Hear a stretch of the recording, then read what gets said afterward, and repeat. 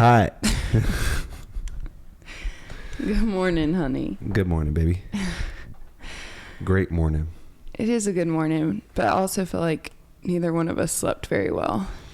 I think it was dinner last night with me, and obviously I said I was doing a 60-day cleanse, and I had Malibu and Sprite last night. That's so ratchet. It's very 2009. But it's kind of in alignment with what I want us to recap today. Mm-hmm.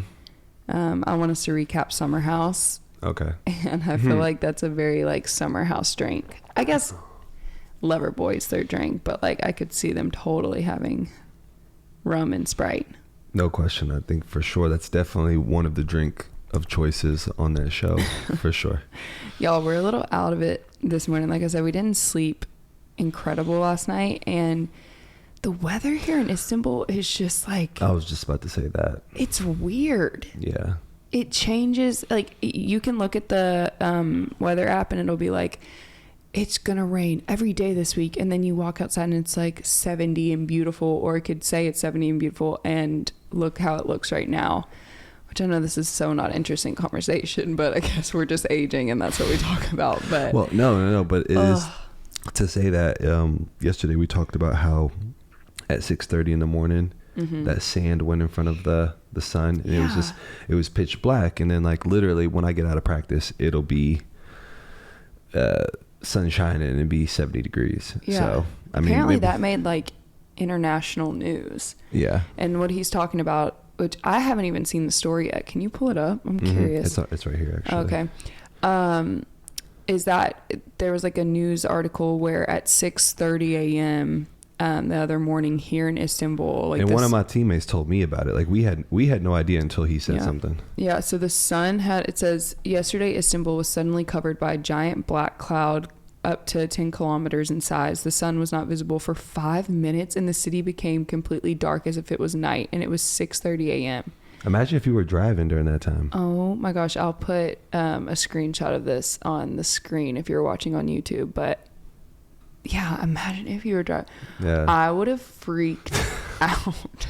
We know. Seriously. Yeah. No. For sure. That would have definitely been a little eerie, a little weird. After the earthquake stuff, when the earthquake happened in Antep, the weather was so bad for 3 days. I was kind of, I wouldn't say, iced in, not even snowed in, but it was just so foggy. You couldn't, if I put my arm all the way out, I wouldn't have been able to see my fingers. It was so foggy. And so when the weather does weird stuff like that here, it makes me feel like something else is about to happen, something crazy. I don't know. It's weird. I don't know why. The reason it was foggy too is, I agree with you. It is strange, but we also had that waterway that ran through the middle of our housing complex. Yeah. And so I feel like a lot of stuff came off of that in the pistachio fields. Yeah. Before we talk about Summer House, I just have to talk about my Starbucks drink.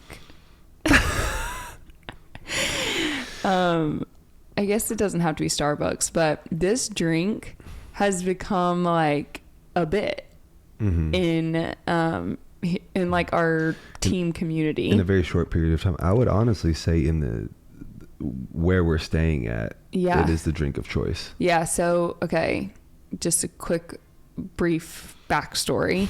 Last summer, Jackie played in the TBT, which is the basketball tournament featured on ESPN. And basically all these teams, I really don't even know what it is, so I'm gonna, if I mess up, just tell me. Okay. But basically would you like me to explain it? Yeah. Okay, I got you. I was honestly, if you want to go for it, I would love to hear your interpretation of it. Okay, so it's just people playing basketball. for a cash prize for $2 million. It all started I want to say 6 or 7 years ago, and in the summers a lot of people come home from overseas and playing whatever, and this guy decided, well, it'd be cool if we had $1 million tournament. So he pretty much was able to get, I think, teams from all over the place. This originated in Dayton, and from there was pretty much able to start something up where ESPN picked it up, so on and so forth. I actually know a couple of guys there was a team that just won it for 4 years, but wow. Yeah, and now they're actually literally became millionaires. Well, yeah, I mean they would come home, and then I think they said the one guy won like 2.7 million over the span of like 5 summers because they were nutty. But they're doing it with soccer now too, and it's a whole thing, and it allows for people that love sports to basketball year round now because there's kind of that lull between when the NBA finals and then next season. And heaven forbid we have a basketball lull. Exactly. So Sports anyways, 24/7. Jackie has been asked to play in the tournament for the last decade, but he never would because he would want to rest for the summer before the next season started and whatever. Well, we thought he might retire, so he was like, oh, I'll just play. So we go. We're staying in Dayton, Ohio, and we had time one morning before, I don't even know what was going on, and before something, and we found this little coffee shop, and the sign outside said espresso lemonade. We thought it sounded super funky, but I am one to try a specialty drink. Like, I love it. We went to this place by mistake. Yeah. That's the other part. Like we were like looking for food and stumbled upon this. Yeah, it was just coffee. Yep. But we were like, let's go ahead and grab a coffee because we were all starting to get hangry. It was me, Jackie, and Christian, his younger brother who lives with us in the summers.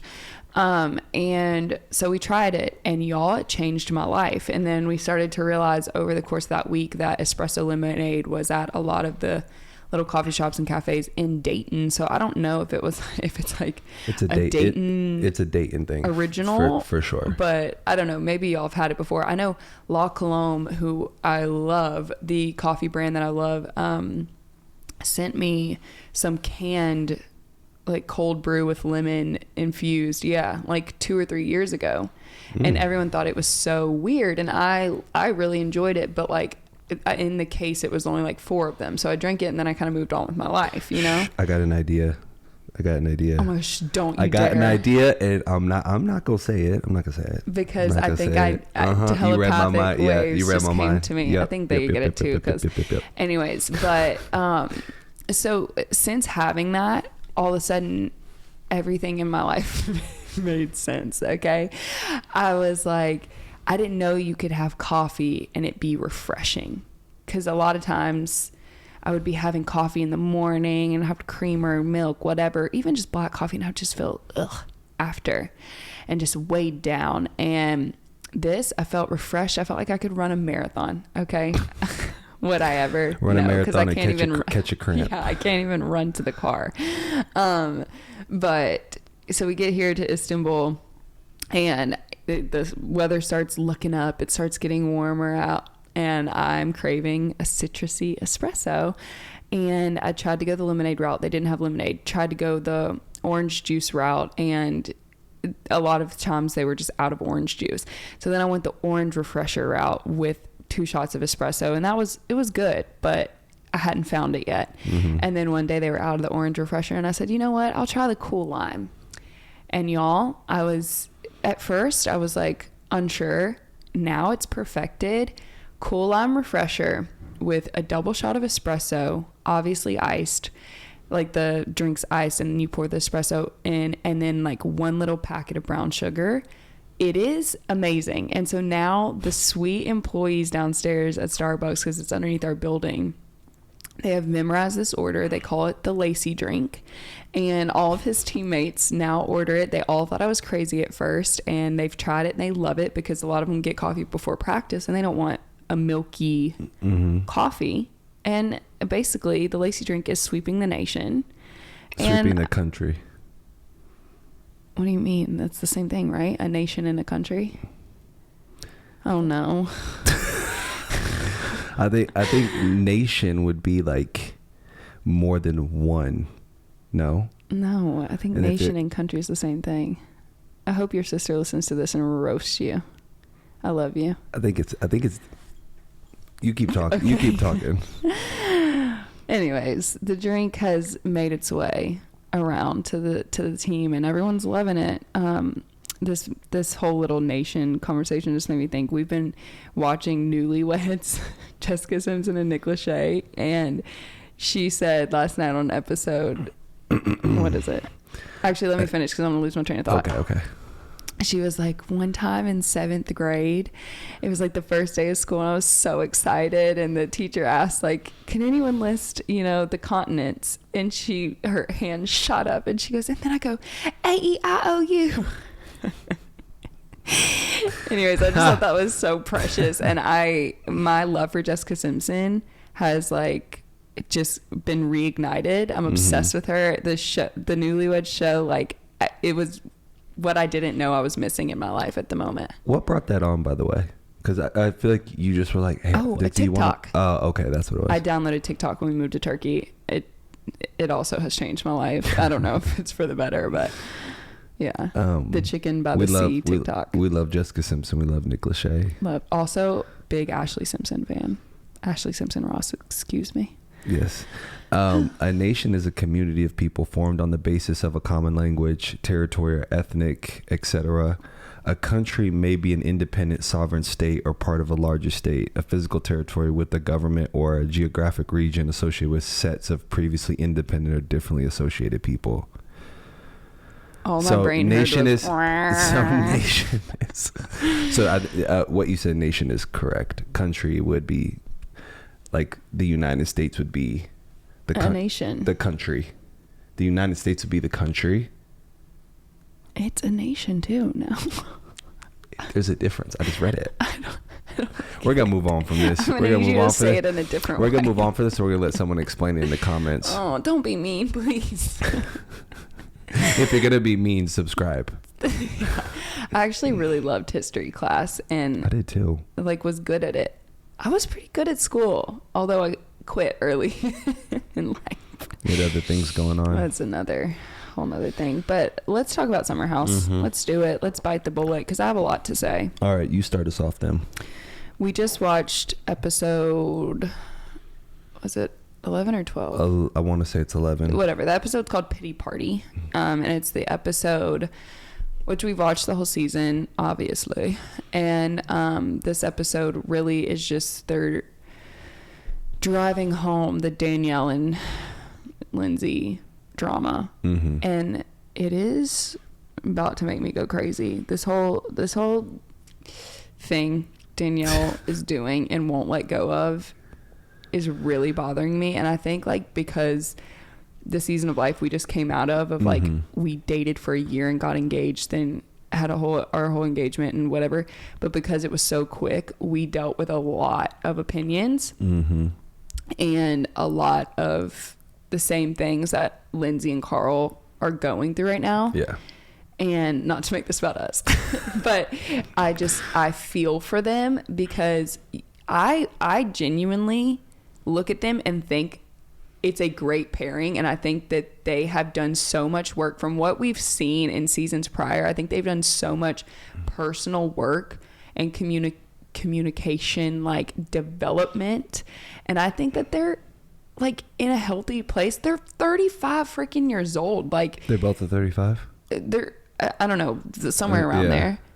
If they want to get married, they don't have to give y'all even a month's notice. Like they could have gotten married 2 weeks into dating. Like it's their prerogative, and I do feel like they've done the work. I do feel like they're in a good place to do it. I know that like it's hard once you build a narrative and stuff like on TV for people to shake that, but I kind of have to pee. Can you talk while I go tinkle? Yeah, I could. Tinkle. Yeah, I could do that. Or I could just pause it. Could you hear me peeing? No. Okay. But the whole thing that you said is I feel like they've done the work and that they've been able to move into a really good place. And so now that I think they've been able to move into a good place, I think that the back end stuff of things that she's done seasons prior, that's what they're like have held on to. And it's like they're trying to like the whole Danielle thing is Danielle is like wants an explanation on everything as if they were still like just friends and Carl didn't exist.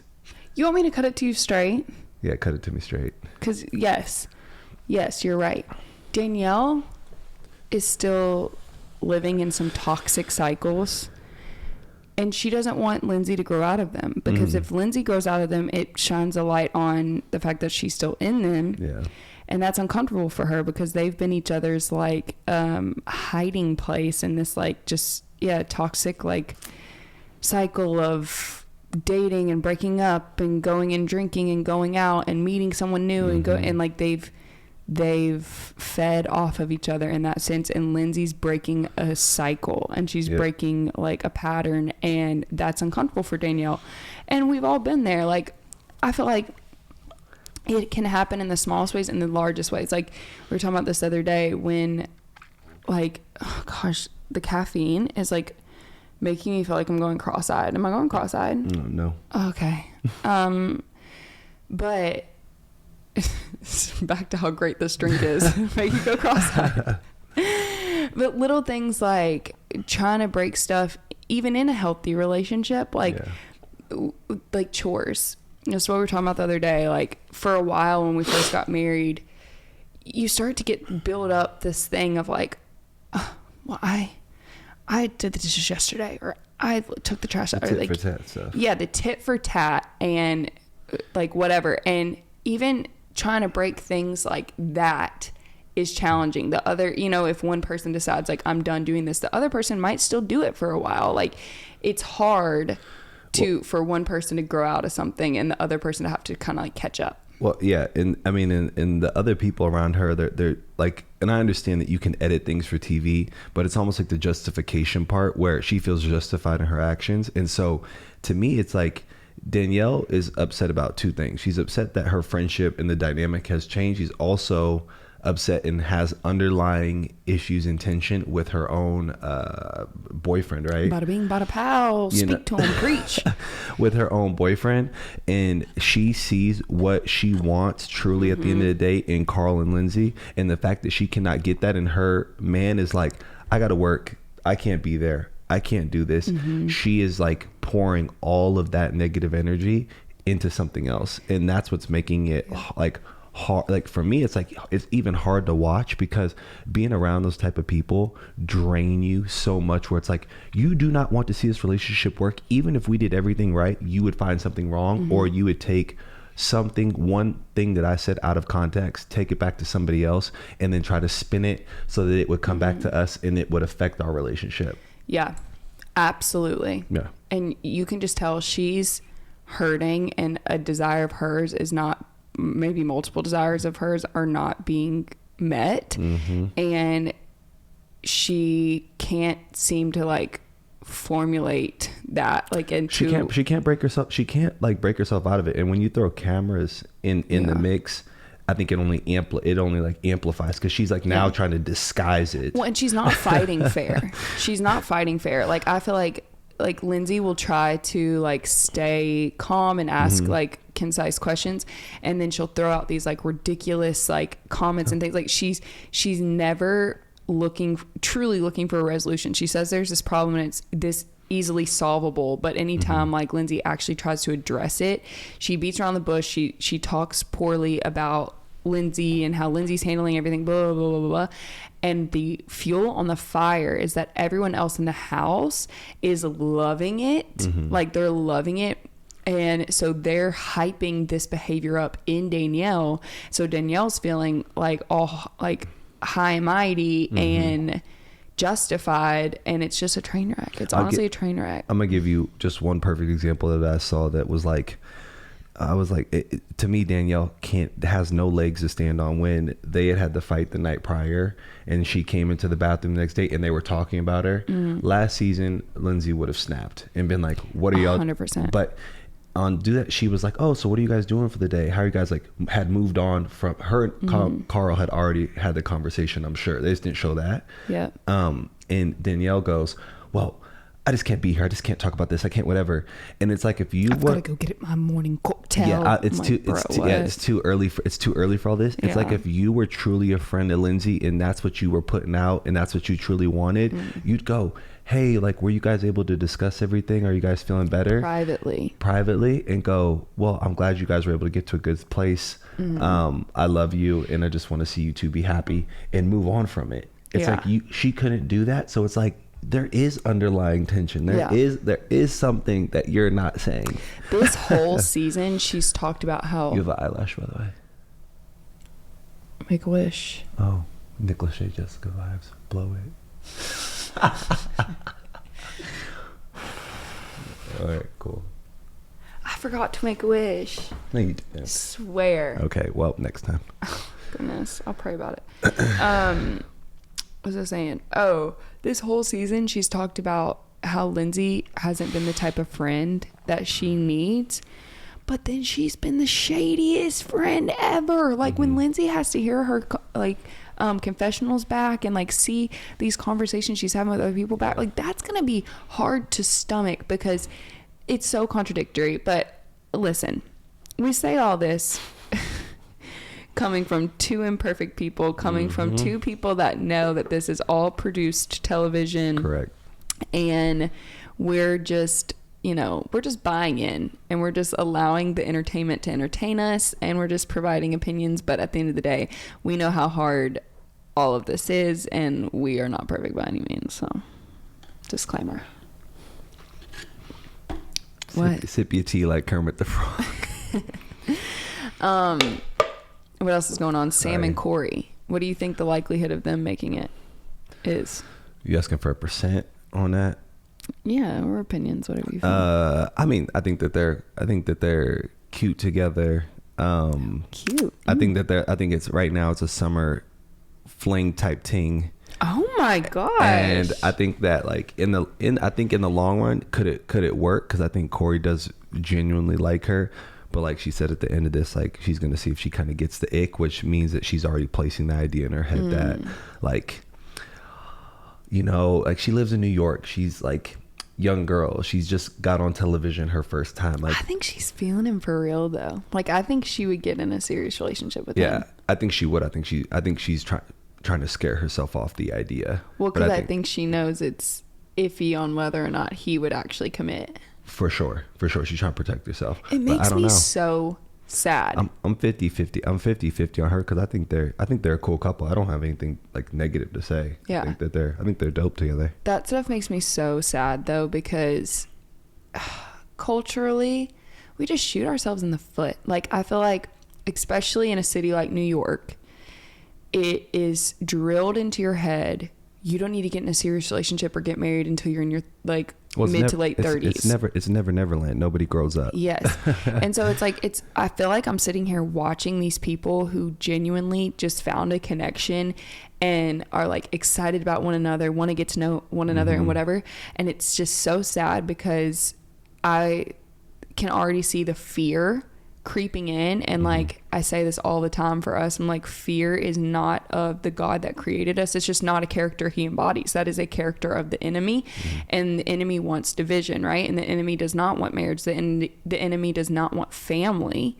And it just makes me so sad because I see it, the seeds that get planted, and like there's such power in commitment, which like we're learning currently, but just like in general with anything. And so it makes me sad because I feel like it's just they're missing what their soul's really craving, what their spirit's really craving, because they allow fear to drive the decision making when it comes to relationships, like in those sorts of cities, in those sorts of environments. I feel like too is, and I feel like now it's like you can say New York because I feel like that's just such a like that's the place that's what am I trying to say here? It's just where everything's going on, where I feel like a lot of people move and they try to discover themselves, or they try to, whatever the case is. But I feel like social media has like infiltrated that as well, where it's like there's something else better out there for me. You know what I'm saying? So yeah, it's an international issue. Yeah. it's an overall culture issue, but I'm just saying those hotspot cities where like young singles go to build their career and whatever. And I don't know, it just makes me sad. I'm not saying like marriage is the end all be all, but I'm saying like when you so clearly see that desire in someone, maybe not that it's clear, oh, marriage is their desire, but commitment and like family and all that stuff. I mean, it's a part of our design. Like we desire that, right? And so you see it and it's like, oh, you're so close to having it, both of you, if you just take the plunge, and not just saying like for Corey and Sam to go get married, but I'm saying like to actually commit to one another. Like I think they would be great together. Yeah. And that's why the Lindsey and Carl stuff makes me so happy, because I feel like they're standing like boldly and strongly. And like when you're able to make that decision quietly, like they're not like fighting like in yelling and defending themselves constantly, and this is like our relationship's the best, how do y'all not get it, like blah, blah, blah. They're not doing that. They made a choice, they're living it out. They're trying to like honor their friendships from like the past and bring them along with them, but at the end of the day they're choosing each other. I got one thing I wanted to say about that too. One thing I want to say, you no, it's a really good point. I really like that, is that I feel like people our age, 'cause I feel like we get to speak from a very interesting point where like we're married, you're 26, I'm 20, or I'm 20. You're 26, I'm 33. You can be 29, baby. You can be 29. I'm 33. And I feel like in that, and I just lost my train of thought. I'm gonna try to catch it really fast. Is it the lighting in here? Because I keep doing the same thing. Like it's like I'm good. My mind is just literally going a million miles an hour, okay. like because I'm just I'm processing things, and I feel like you hit on some really good points. I'm sorry, and I cut you off. You're good. But when I know what I was gonna say. When you are in a relationship, I believe a lot of people think that all of their friendships will stay the same, and within that, I feel as if you're. It's okay for friendships and dynamics to change, because they have to change in order for you to fit the person that you've chosen to bring into your life that you want to be with long term or forever, right? And so I feel like people always come in and go, well, if you can't get along with him, him, and it's just not going to work. And it's like, okay, well then you don't want to be with this person forever because you're not willing to change. And so when you're willing to then change, you understand that your friendships are going to change. And not to say that you're not going to be friends with this person, but the dynamic changes. And people are not okay with that a lot of the times.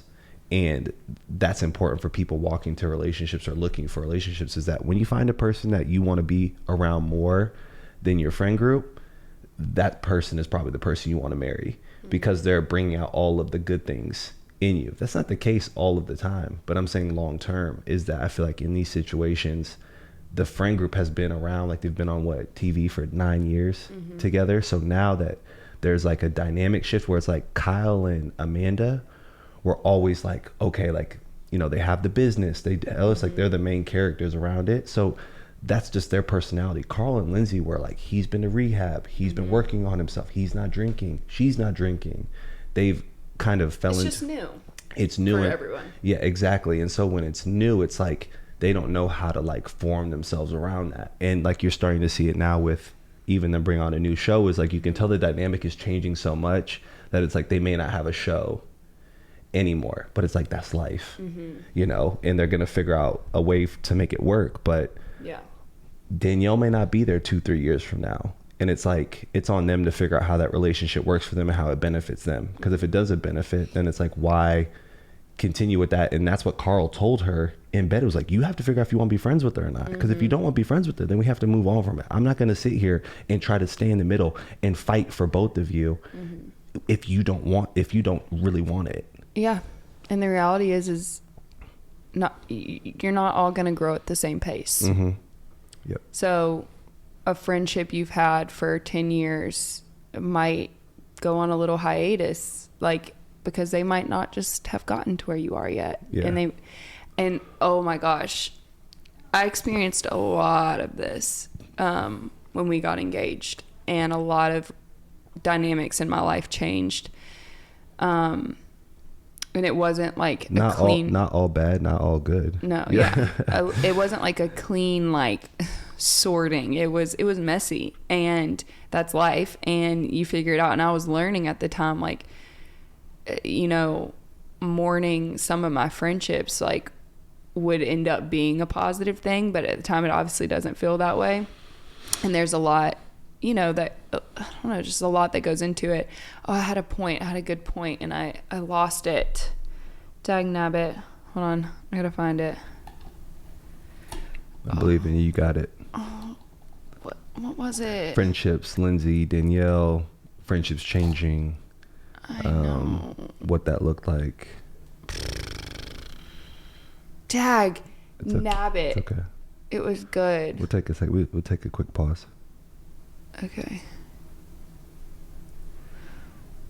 I'm just gonna keep talking. It'll come back to me. But the friendship dynamics changing. Blah, blah, blah, blah, blah, blah, blah. Oh, okay. When it came to our wedding, there were people in my life that I never in a million years thought would miss our wedding. And I was not the type of like bride. I know a lot of brides say this, but genuinely, I was not like sweating the wedding. Genuinely. At all, yeah. At all. And it wasn't something that I was like, oh, you all have to be here. You never speak to me again. But it was the last minute, like day before, like not showing up. Like, or people telling me not showing up. People that have been in my life since I was a teenager that like literally I couldn't imagine having my wedding and them not being there.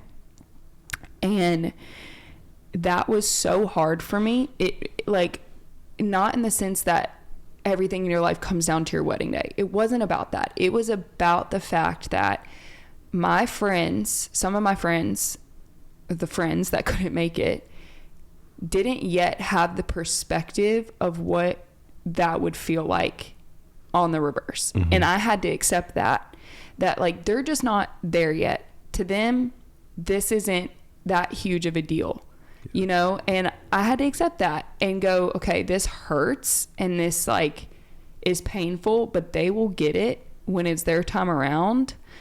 And they're thinking about, you know, making the biggest decision of their life and they want me there. I'm going to be there. And they're going to realize like how impactful that was, that their presence wasn't there, you know? And it doesn't come down to attendance or not attendance. That's not what I'm talking about. I'm talking about perspective and how you just sometimes just don't have it yet. Like the same way I don't have the perspective of what giving birth is going to be like, or what losing like a family member might be like, whatever it may be. Yeah. We all have different experiences in life that give us different perspectives on how to handle things. Getting married in my mid-20s leaves a lot of my really close friends not having gone through that experience yet. And so I can't fault them like for not understanding. It can hurt and it did hurt and whatever. And I had to kind of mourn some situations. And now I'm just in the season where I'm like, one day they'll get it. And I think we'll be able to talk about it, you know? And I see that for Danielle and Lindsey. Like I see Danielle in the future being able to say to Lindsey, like, I get it now. Yeah. And I'm sorry, but that's just how life goes. Like we're going to take different paths and figure it out along the way. And like, it's really rare that you don't hit those bumps in the road with friendships just as huge life things happen. Yeah. You know? Yeah, for sure. And for sure. All in my opinion. But yeah. No, I agree with you. Very, very, very well said. Thanks. Very well said, baby. Thanks. But it's really like as sad and I hate even saying scary or fear or anything like that over us or our life, but there was fear for me in my heart with walking away from some friendships / relationships in my life. Not like walking away, but just letting them go. That's the best way to put it. Letting things go, letting people go that couldn't understand the season of life I was in. That's hard and it's painful and it is scary. And I still have moments or days, like if I think about it too much, I could cry, where it's really upsetting to me.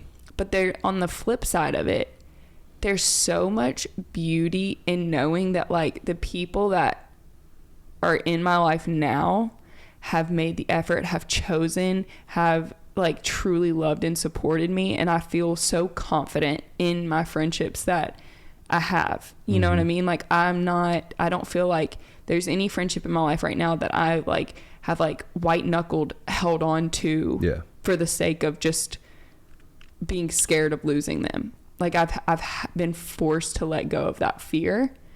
And now I like look around, I'm like, okay, the people in my life support my marriage. They support my like career choices. They support like whatever it is. Mm-hmm. And they love me well.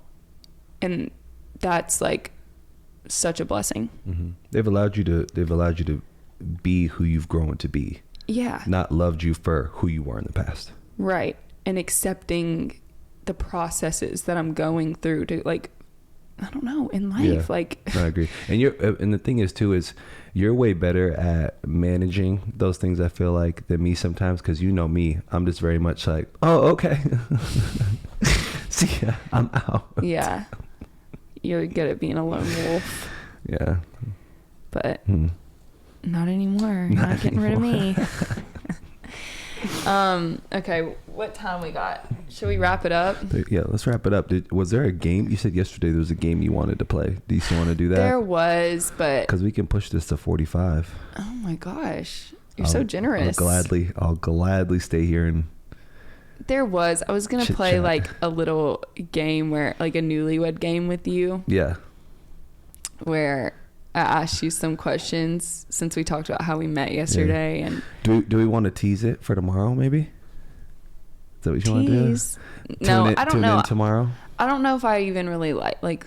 I'm kind of like tired of talking about us. Okay.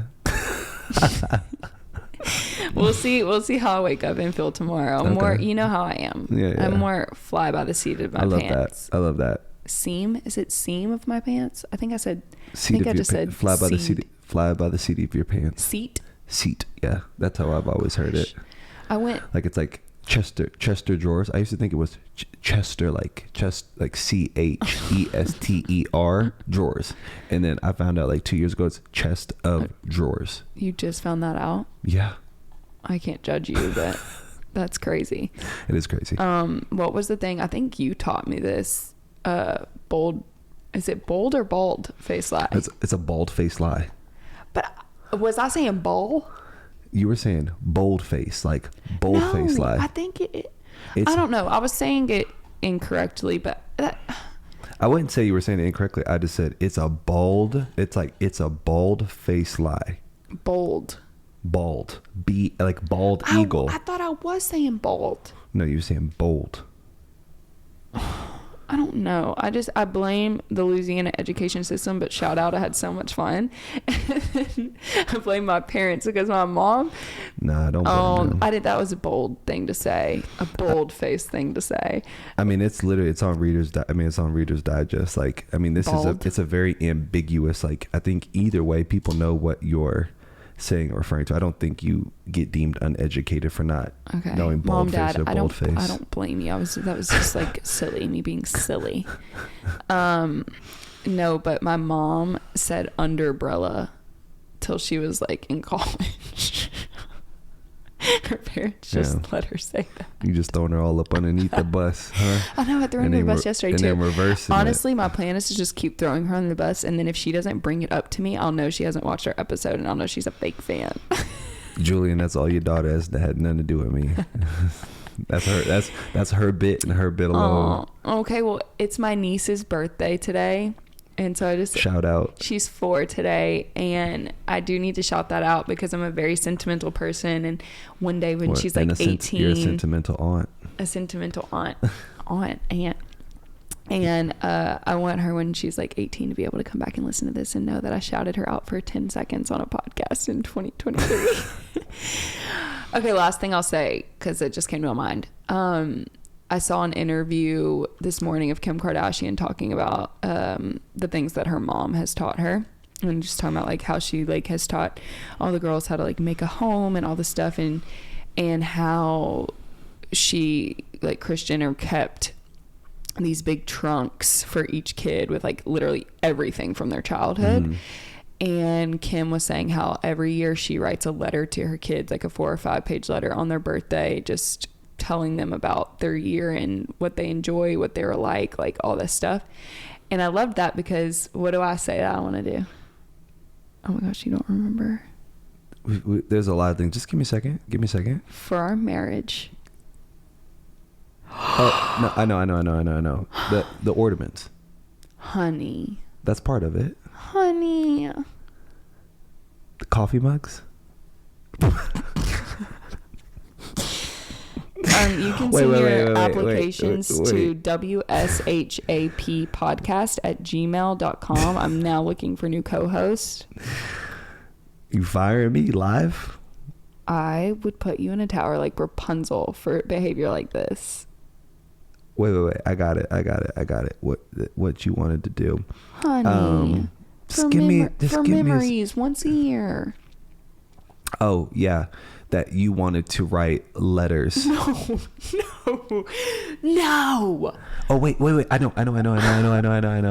You wanted to take videos, and you wanted to film videos of us talking about what we learned that year, or like discussing like why we like love each other, so on and so forth, and then play them back. You're correct? right, but okay. It took you so long that you're wrong. Do you know how much stuff we've talked about that we wanted to do? I don't care. This is you can't hold me to the flame for that. This is top of the list. Baby, come on. I talk about this so much. So anyways, here's my plan. Every year, which I'm mad we didn't do it right when we got married. I'm really bummed about that. We also didn't sign our marriage certificate, so technically you could technically as of a month ago we could start today and still be on track. That's true. So every year of our marriage, God, I can't believe we already missed the boat. See, this is something about me. I just will beat myself up, but I gotta let it go. Letting it go. You have to let it go. Every year on our anniversary, I want us to do like a nice recording of like video recording. Honestly, we could use these mics, make it real professional, of us asking ourselves the same questions every single year. Like, what's the biggest fight you had? What's the biggest lesson you learned? What's your favorite trip you took? What's your favorite thing you learned about each other? Huh? So I would have loved it. Yeah, we should. We should still do it. So I want to do it every single year so that like we can have them forever, but then also do those on our kids' birthdays. Have like a scene, lol, a clip where it's just you and I talking about them, and then have a clip where we ask them questions. Yeah. Oh goodness. Right? Yeah, that'll be fun. And so then they have them when they get older, they have video footage of how they said things, what they like, you know what I mean? Mm-hmm. And I really want to do it. I'm down. You cannot let me forget this, because you already forgot. I'll boss up on it. I won't forget anymore, trust me. That is something I will not forget. I feel like there was something else I wanted to discuss, but must not have been that important. Just struggling to remember things these days. I am. Write it down if it comes to you. We'll talk about it tomorrow. But thank you guys for having coffee with us. I know we were a little sleepy, a little slow, a little groggy this morning, but I'm glad we recapped Summer House. I'm sure I said some things I'll regret, but that's just life. Not me. No regrets. Try the coffee, Cool Lime Refresher with double shot of espresso and a little bag of brown sugar. Try it. Let me know if you tried it. I have some haters on Instagram that are like, this is not all it's cracked out to be. You're wrong. You're absolutely wrong. And then if your local cafe has espresso lemonade, you should try it. If they don't tell them, because I want to tell them, because I want it to be my thing. Let me give my drink order out since we giving drink orders out. Two things actually. So I had a usual coffee, and so now he needs a usual coffee, because he would go to order at Starbucks downstairs, and the employees would be like, immediately type my order in, and I think he started getting bitter. True. And so now he has a usual. Go for it, baby. It's not even. I'm sure it's great. It's not true, but what I did start doing was I started going before practice, and I typically will drink. Like, I've moved in and out from when we were in Korea from an iced hazelnut latte, which is very basic. It's not anything special, but I started moving to an Americano, and I love me a good Americano. And this one over here tells me, because I get hazelnut syrup. Well, I get caramel syrup added. Can y'all tell we're bored as shit? Get caramel syrup added, and then I get oat milk added. She then proceeds to tell me that's not an Americano. And I go, ma'am, you put espresso in a refresher. That's not a refresher. That is a watered down espresso with sugar and caffeine. Anyways, I say all that to say, Americano, venti, caramel syrup, oat milk. Pop off. Thank you, Father God, for another day, waking us up, and for the means to buy Starbucks, and for the creativity to come up with our usuals. Yes. We love you guys. Seriously. Yes. Thank you guys for listening. Yeah, I'm having so much fun. So thankful we're doing Don't forget to like, subscribe yeah. to the channel. Yep. To And the podcast. Yep. We're on all platforms now streaming. Apple. That's a huge update. That happened yesterday. We're now on Apple Podcasts. You can find us there. Apple, Spotify, and YouTube. Yep. So all can't miss us. The big three. Yep. I'm going to wash my hair today. So that's exciting because I haven't washed my hair one time in the last week. And I think your hair looked great this morning. Seriously, you were looking fine while we were watching Summer House. I was checking you out. I said you looked like a mix between Penelope Cruz, Jessica Simpson, and who else did I say? As the third one I couldn't think of. But I said it was the hair. I didn't say it was anything else going on. I said it was. I said I was talking about your hair. No, I wanted to look like all of those in the face too. Whatever, it's fine. I asked you to repeat yourself, but I really remembered already who you had said. I just needed to hear it again. But thank you. And that's why I don't wash my hair ever, because you hype me up even when I look like dog doo-doo. Mm-hmm. So thank you for listening. Yes, thank you guys. Happy Wednesday. Happy Wednesday. We get to watch Real Housewives of New Jersey tonight. We'll be back talking about that tomorrow. Because it came out last night for you guys, at but 8 o'clock. It's not on our illegal websites yet. So. Okay. Love you guys. Bye. Bye. Bye, guys.